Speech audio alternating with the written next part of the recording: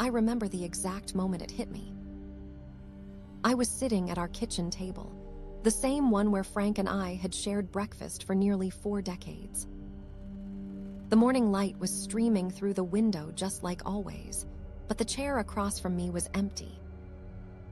It had been 6 months since the funeral, and somehow, that ordinary Tuesday morning was when it truly sank in.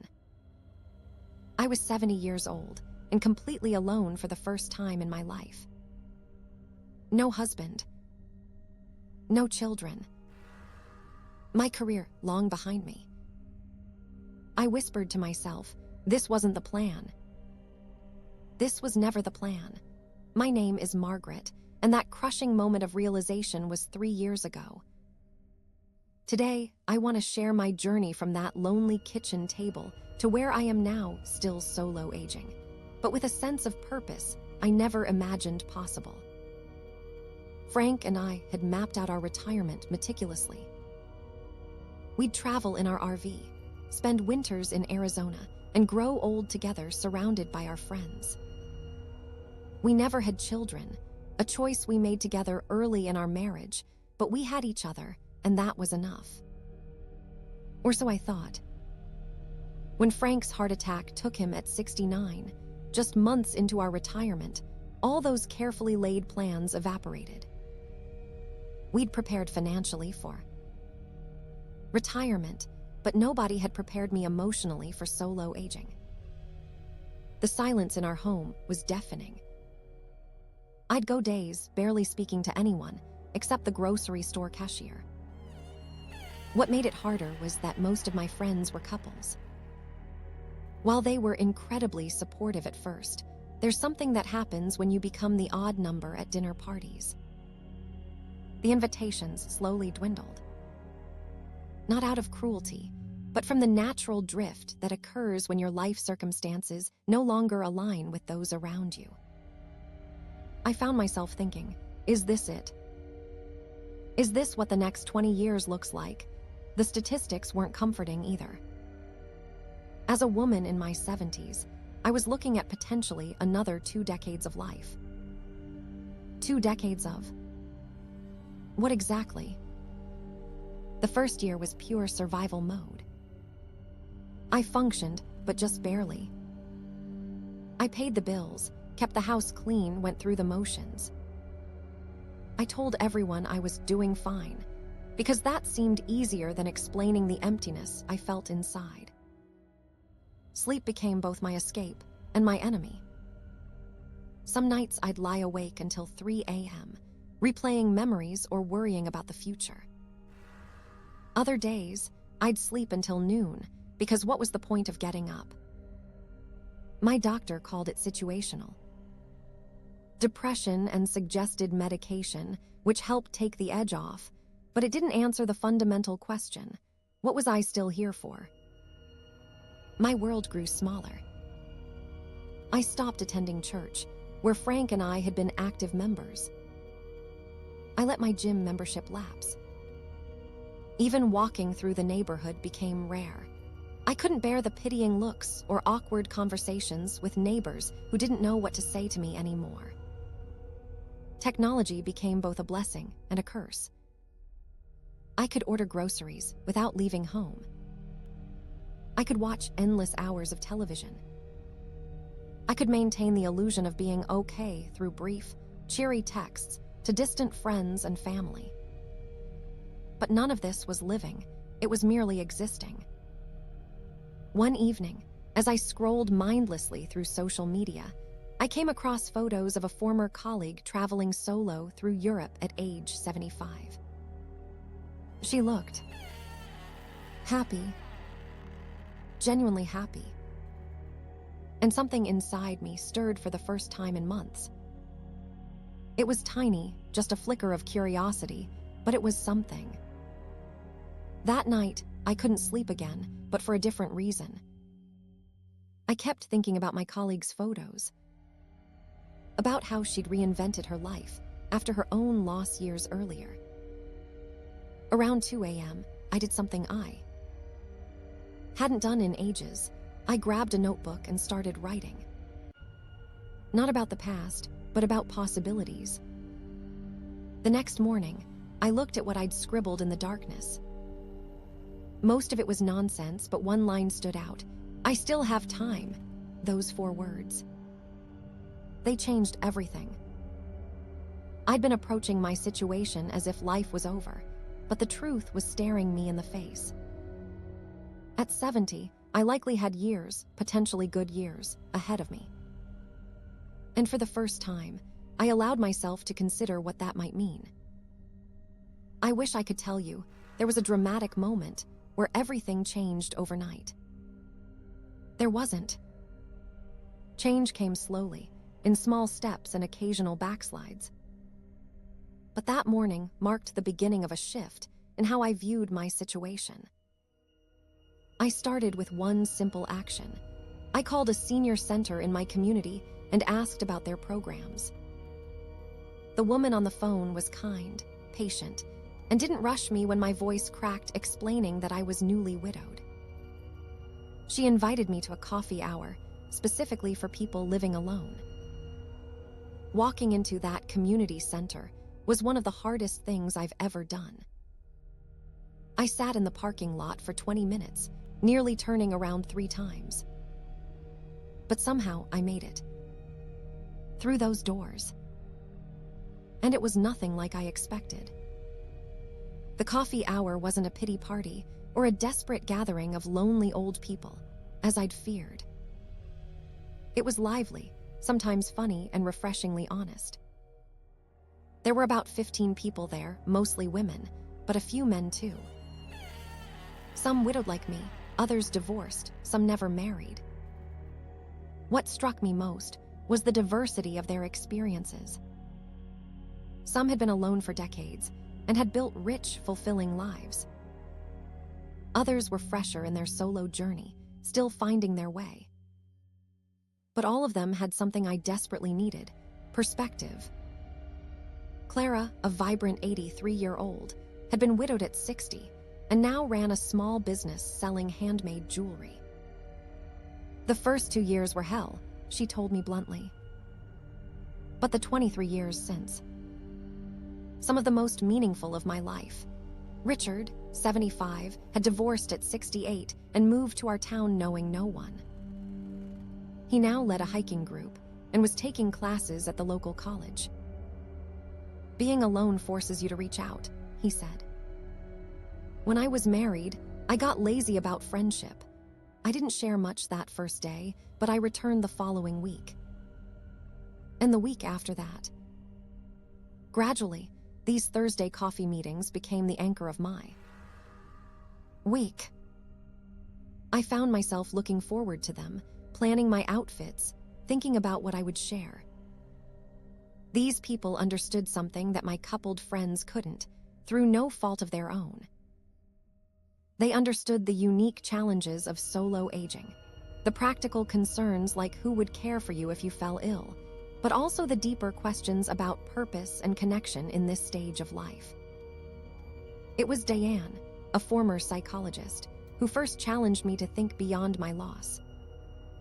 "Your grief is real and important," she said one day as we walked to our cars. "But grief isn't your identity. What else is there to you, Margaret, that's waiting to be rediscovered?" That question haunted me for days. Who was I beyond Frank's widow? Who had I been before I was even Frank's wife? What had brought me joy, independently of my marriage? The process of rediscovering myself began with small experiments. I rejoined the library and started reading again, something I'd loved before marriage, but had gradually set aside as our shared hobbies took precedence. I signed up for a watercolor class, something I'd always been curious about but had never pursued. My first paintings were terrible, and I almost quit after the second class. But my new friend Clara from the coffee group insisted I continue. "Who cares if they're good?" she said. "The question is, do you enjoy making them?" I did. There was something meditative about the process, about watching the colors blend on the paper. I wasn't creating masterpieces, But for those 2 hours each week, I wasn't thinking about my loneliness or my grief. I was simply present. Encouraged by this small success, I tried other activities. Some stuck, like the walking group that met at the park 3 mornings a week. Others didn't, like the cooking class that only reminded me of preparing meals for Frank. What I discovered through this process of trial and error was that joy could still exist in my life, but I needed to be intentional about seeking it out. It wouldn't just arrive at my doorstep. I also learned that my identity had become so intertwined with Frank's that I'd forgotten parts of myself. Before we met, I'd been an avid reader, interested in history and politics. I'd volunteered with literacy programs. I'd loved classical music. Somewhere along our 42-year marriage, many of these interests had faded into the background as our shared life took center stage. There's nothing wrong with that kind of merging. It's natural. In a long, loving marriage. But in widowhood, it meant I had to actively work to remember who I was at my core. As I began rebuilding my sense of self, I also had to face the practical challenges of aging alone. This is something we don't talk about enough in our society. The logistical and financial realities of growing older without a built-in support system. Frank had handled our finances, home maintenance, and car repairs. Suddenly, all of that fell to me. I made mistakes. I paid too much for a new water heater because I didn't know how to negotiate. I nearly fell for a phone scam targeting seniors. I put off medical appointments because I had no one to drive me home if needed. Through my growing network at the senior center, I learned about resources I never knew existed. A financial advisor who specialized in widows' issues helped me understand my new financial reality. A home maintenance service geared toward seniors offered fair prices and trustworthy service.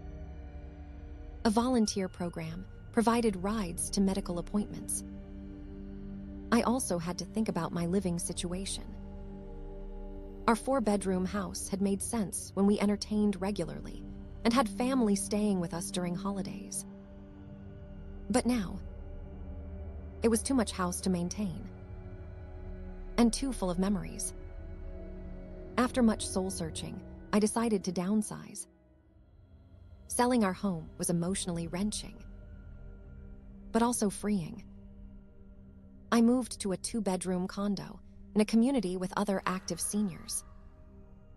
The reduced maintenance and built-in social opportunities have proven to be exactly what I needed. Transportation was another issue I had to confront. I'd always been a confident driver, but night driving had become more difficult as I aged. What would happen if I could no longer drive safely?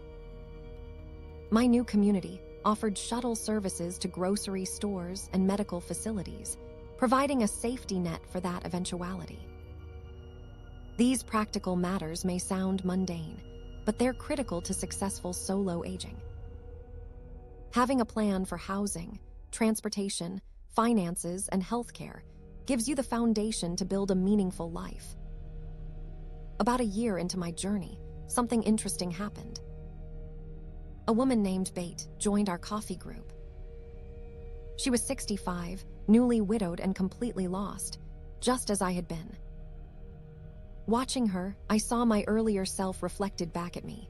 The vacant eyes, the forced smile, the desperate loneliness. After the meeting, I approached her and simply said, "It gets better." Not quickly, but it does get better.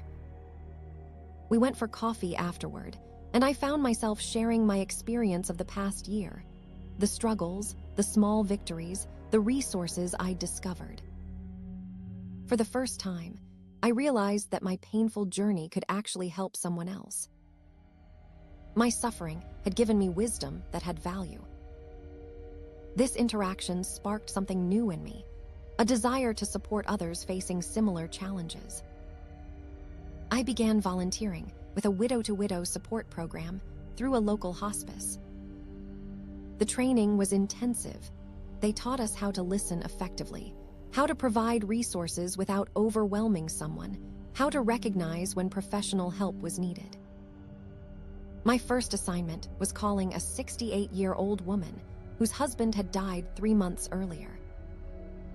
I was terrified of saying the wrong thing, but I remembered how much it had meant to me when people simply acknowledged my pain rather than trying to fix it. Our conversation was halting at first, but by the end, she thanked me for understanding in a way others couldn't. "No one gets it unless they've been through it," she said. I knew exactly what she meant. This volunteer work has become central to my new identity. There's profound meaning in using your own painful experience to ease someone else's journey. It doesn't erase my grief, but it gives it purpose. Beyond the widow support program, I found other ways to contribute. I volunteer at the library's literacy program, reconnecting with an interest I had before marriage. I help organize speakers for our senior center, focusing on topics relevant to solo aging. These activities don't just fill my time, they give me a reason to get up in the morning. They make me feel needed and valuable in a world that often overlooks older adults, especially those without families. One of the most surprising aspects of this journey has been the development of what I now call my chosen family. As I became more active in my community, I formed deeper connections than I ever expected to find at this stage of life. There's Clara from the watercolor class, who checks on me when I miss a session. Richard from the hiking group, who helped me set up my new television when I couldn't figure out the connections. Bate, who started as someone I mentored, but has become a dear friend. We celebrate holidays together, share meals regularly, and support each other through health scares and difficult anniversaries. These relationships are different from my marriage. Of course they are. But they provide connection, support, and joy. They've taught me that meaningful bonds can form at any age if you're open to them. I've also reconnected with some family members. My niece Jennifer, who lives across the country, now calls me weekly. We'd always been close when she was young, but as she built her own family, our contact had become limited to holiday cards. My solo status prompted her to reach out more consistently, and we've developed a richer relationship than we've had in decades. What I've learned is that social connections in later life require intention. They don't just happen. You have to nurture them deliberately. I keep a calendar now of when to check in with people. I make it a point to remember birthdays and important events. I extend invitations rather than waiting to be invited. This network I've built isn't just emotionally sustaining, it's practical. When I had minor surgery last year, it was Clara who drove me to the hospital and Richard who picked up my prescriptions. When Bates' basement flooded, I was able to offer her my spare bedroom for a week. We look out for each other in ways, both small and significant.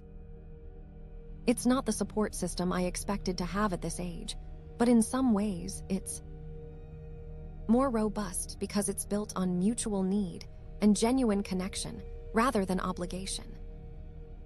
Something that has surprised me in this journey is how important technology has become in my life.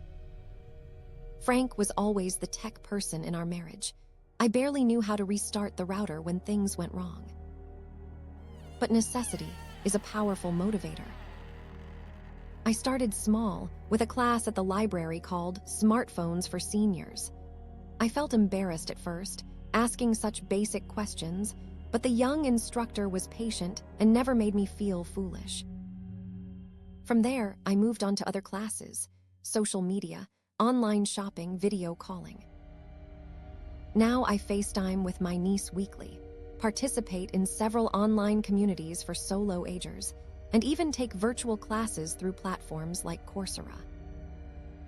I've set up automatic bill payments to simplify my finances and use grocery delivery services when the weather is bad.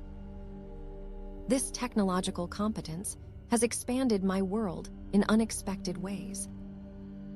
During the pandemic, when in-person gatherings were impossible, I was able to maintain connections through video calls and online events. I joined a virtual book club with members from across the country, including several other solo agers. Learning hasn't been limited to technology. I've taken classes in local history, attended lectures at the community college, and participated in discussion groups on current events. This intellectual engagement keeps my mind active and provides another avenue for social connection. There's something liberating about learning purely for the joy of it, without the pressure of grades or career advancement. I find I'm more curious now than I was decades ago, more willing to explore topics outside my comfort zone. This openness to learning extends to self-knowledge as well. Through reading, therapy, and honest conversations with friends, I've gained insights about myself that might have remained hidden if my life had continued as planned. I've discovered strengths I never knew I possessed and confronted limitations I'd previously ignored.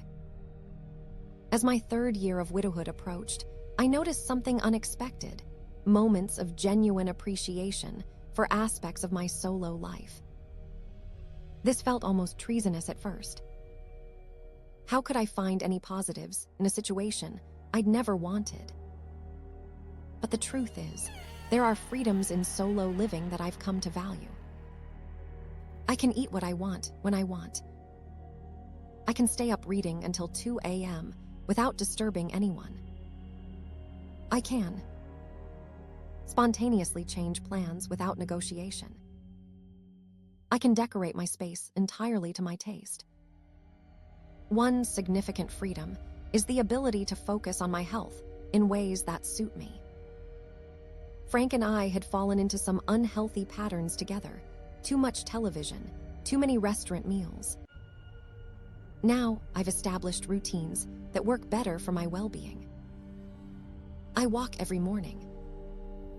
I cook simple, nutritious meals. I meditate before bed. I've also found freedom in managing my own finances. After the initial intimidation wore off, there's satisfaction in understanding my financial situation and making informed decisions.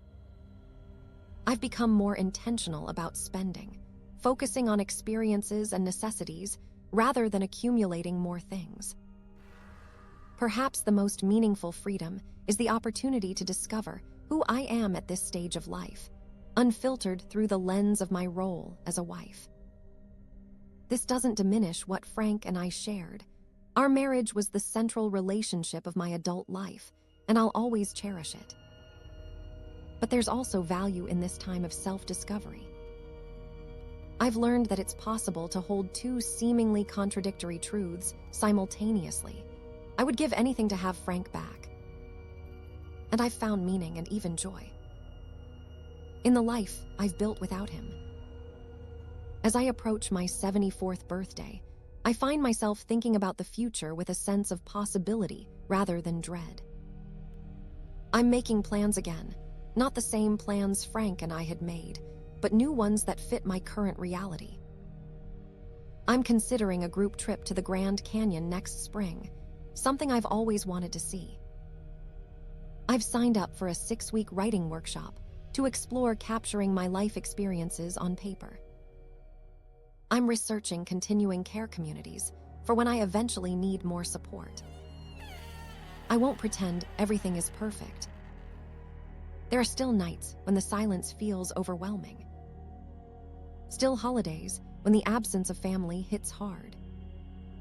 Still moments when a memory ambushes me and grief feels as fresh as it did 3 years ago. But these difficult times no longer define my existence. They're part of my life, not the entirety of it. If you're listening to this and finding yourself unexpectedly alone in your later years, I want you to know that there is a path forward. It's not the path you planned or wanted, but it can still lead to a life of meaning, connection, and even joy. Solo aging presents unique challenges, certainly, but it also offers opportunities for growth, discovery, and contribution that might never have emerged otherwise. So here I am, 3 years after that devastating morning at my kitchen table. Still aging solo, but no longer feeling alone. I've built a life I never imagined, different from what I planned, but rich in its own way. I've learned that purpose can be found in unexpected places, that meaningful connections can form at any age, that it's never too late to discover new aspects of yourself, and perhaps most importantly, that there is no single right way to navigate this stage of life. If you're just beginning this journey of solo aging, whether through widowhood, divorce, or a lifetime of independence, please know that you're not alone. There are communities, resources, and potential friends waiting to be discovered. There are new purposes to be found and contributions to be made. There are joys, large and small, still to be experienced. It takes courage to rebuild your life when the future you expected disappears. It takes persistence to create new connections when it would be easier to withdraw. It takes creativity to find purpose when familiar roles are no longer available. But you have these qualities within you, even if they've been dormant for years. I invite you to join our community here on Solo Aging Successfully. Share your experiences in the comments below. Reach out to local resources in your community. Take one small step today toward building a life that sustains and fulfills you. Remember, this wasn't the plan, but it can still be a good life. Thank you for listening to my story. I'm Margaret, and I'm still discovering what it means to age successfully on my own terms. I hope you'll join me on this journey.